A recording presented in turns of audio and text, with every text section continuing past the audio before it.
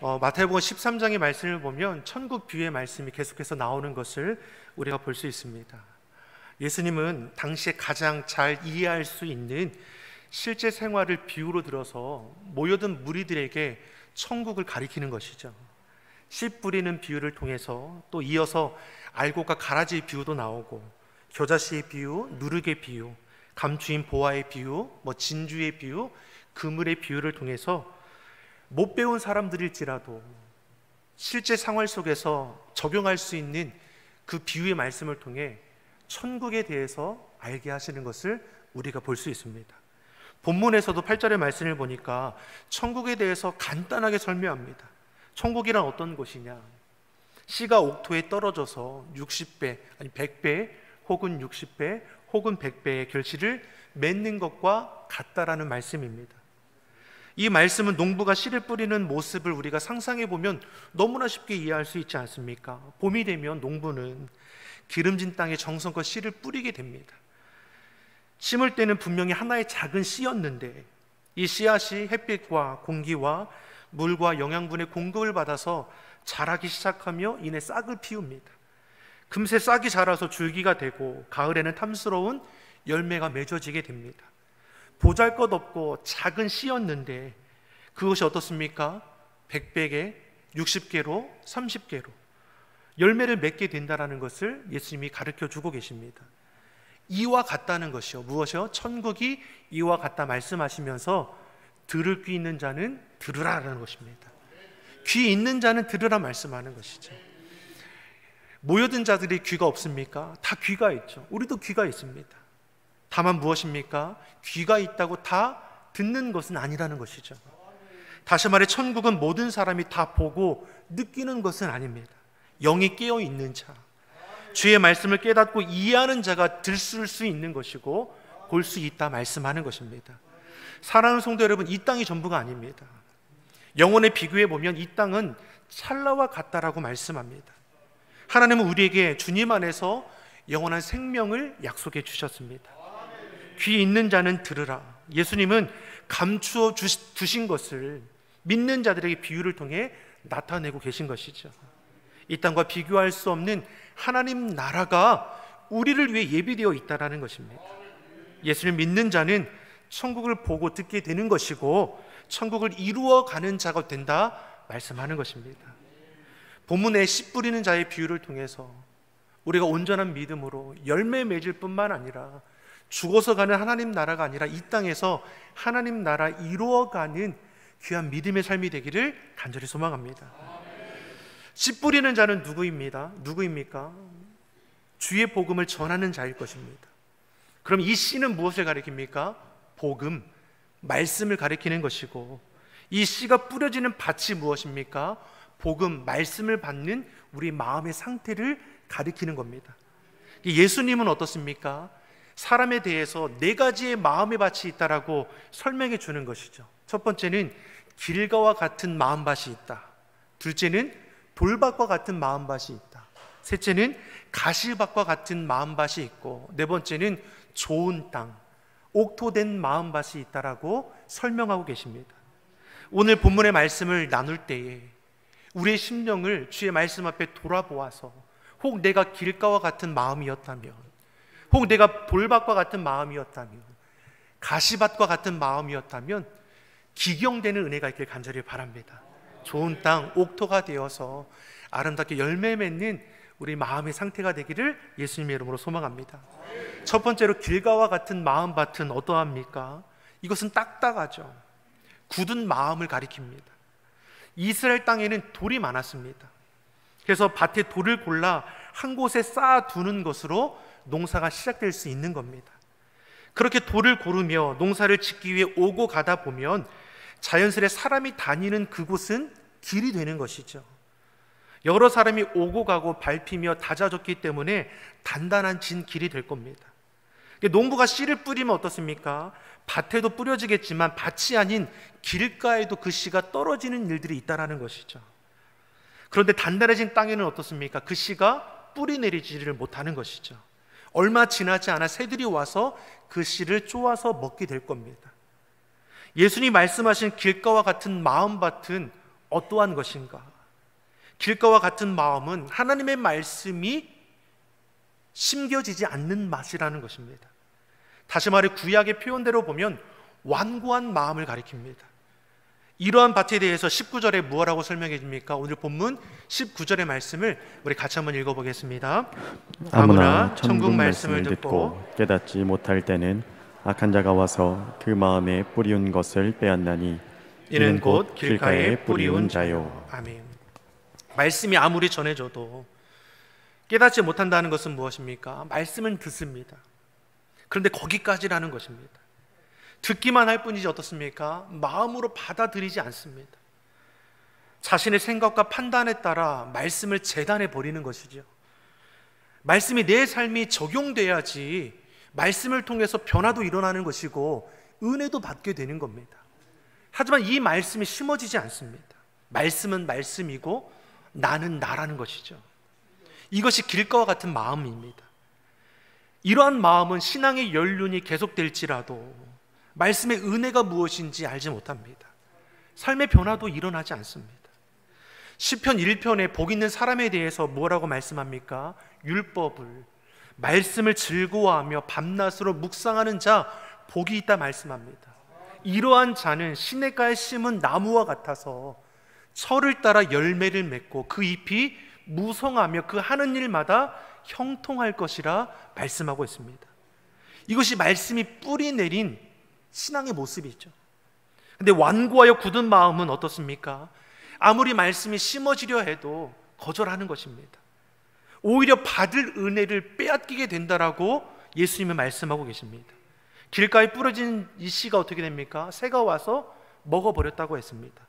이 새를 악한 자라 하였고, 성경에서는 악한 자는 누구입니까? 사단 마귀를 가리키는 거죠. 내가 받아 누릴 은혜를 사단 마귀가 빼어가고 있어도 그것을 깨닫지 못한다는 것이죠. 그러면 어떻게 되겠습니까? 아무리 열심히 신앙생활 할지라도 그 마음에는 기쁨과 감사도 없고 오히려 불평과 원망하는 그 마음만이 쌓여가게 될 것입니다. 로마서 10장 17절이 우리에게 뭘 말씀합니까? 우리 같이 한번 읽어보겠습니다. 그러므로 믿음은 들음에서 나며 들음은 그리스도의 말씀으로 말미암았느니라. 아멘. 우리의 믿음이 견고해지려면 하나님의 말씀을 들어야 합니다.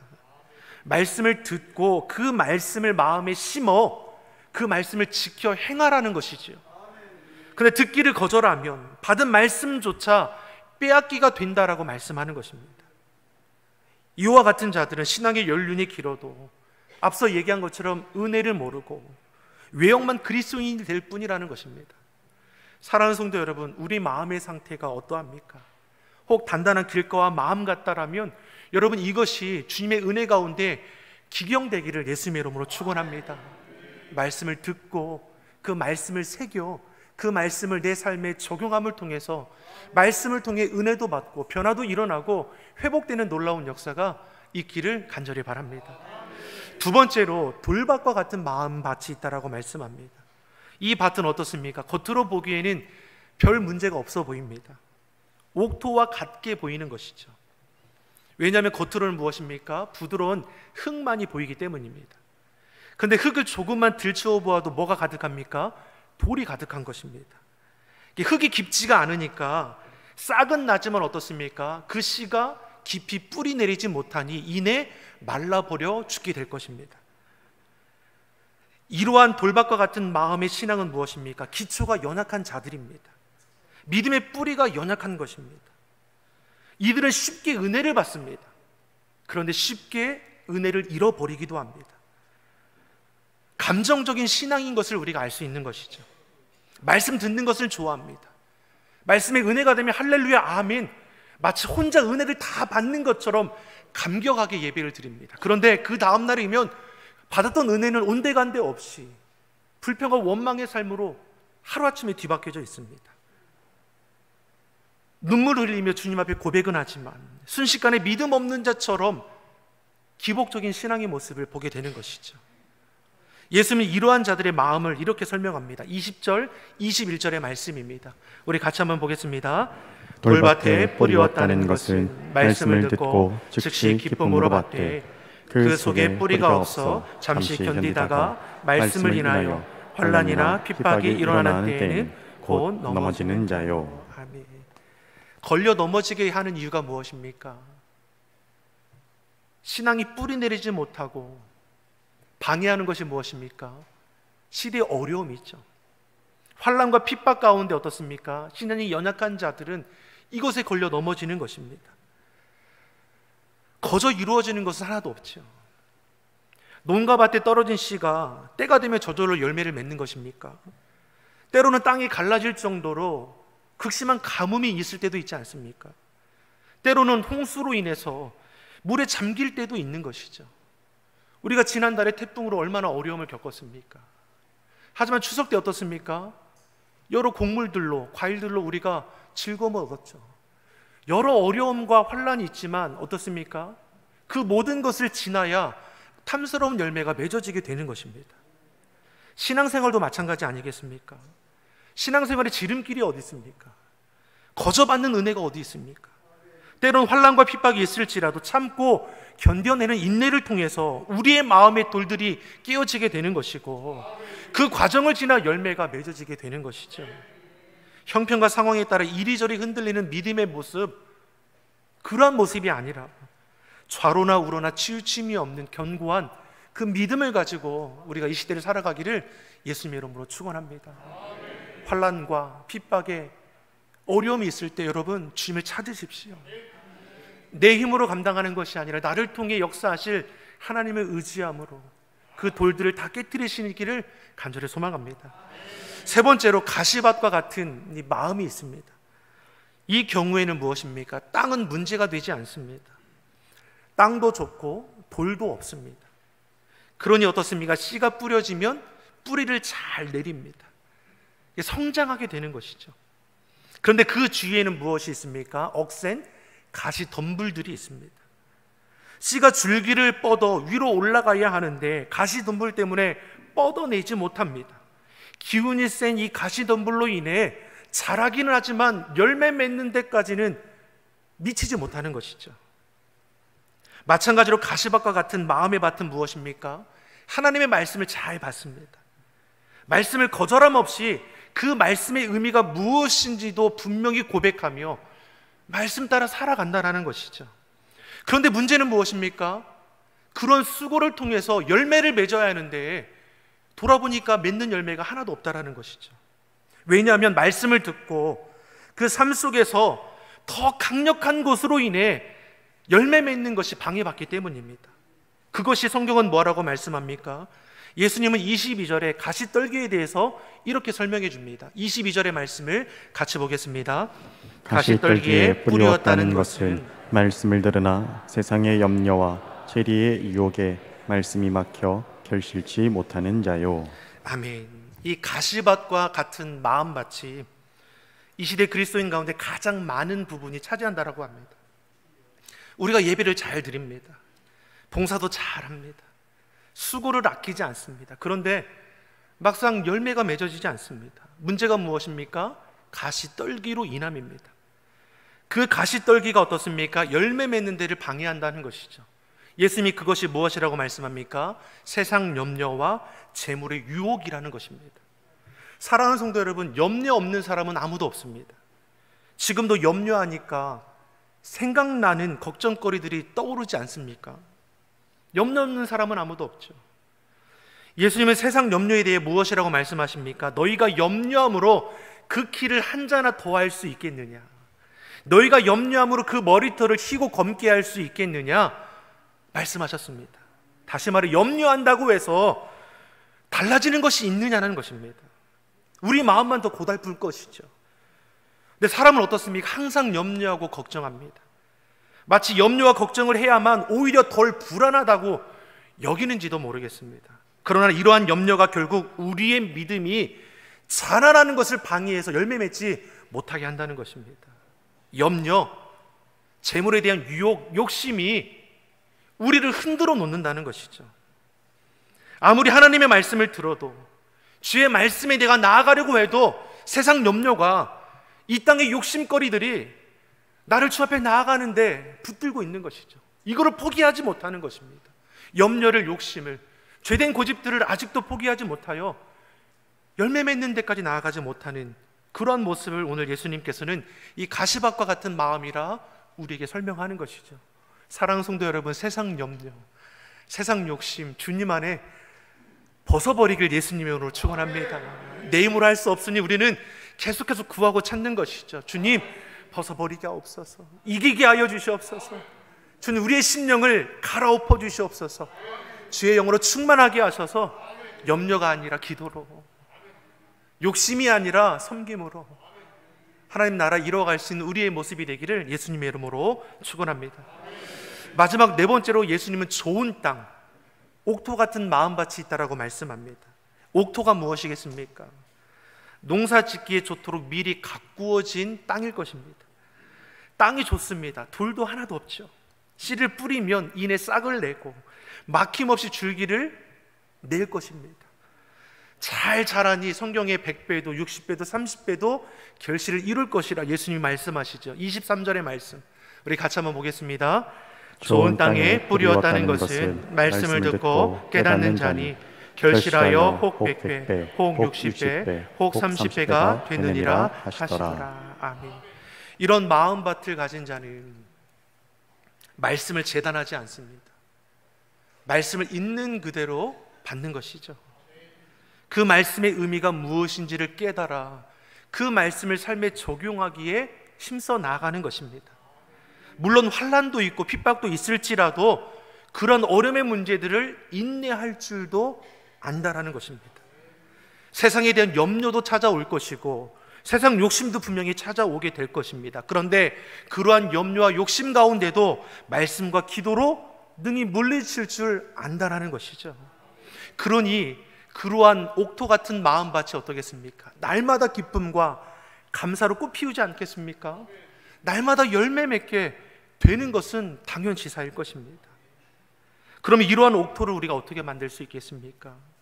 길가와 같은 단단해진 우리의 마음이 갈아져야 하는 것이고 돌짝 같은 우리의 마음밭이 뽑아져야 하는 것이고 가시덤불과 같은 세상 염려와 욕심까지도 우리는 다 능히 이겨낼 수 있어야 하는 것이죠. 본문에 같은 내용이 기록되어 있는 누가복음 8장 15절이 이렇게 우리에게 말씀해 줍니다. 같이 한번 읽어보겠습니다. 좋은 땅에 있다는 것은 착하고 좋은 마음으로 말씀을 듣고 지키어 인내로 결실하는 자니라. 아멘.